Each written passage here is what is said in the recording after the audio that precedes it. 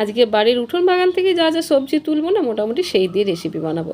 তাই এসে গেছি সকাল সকাল উঠোন বাগানে। শীতে লাগানো বেগুন গাছ থেকে গ্রীষ্মে তুলছি বেগুন।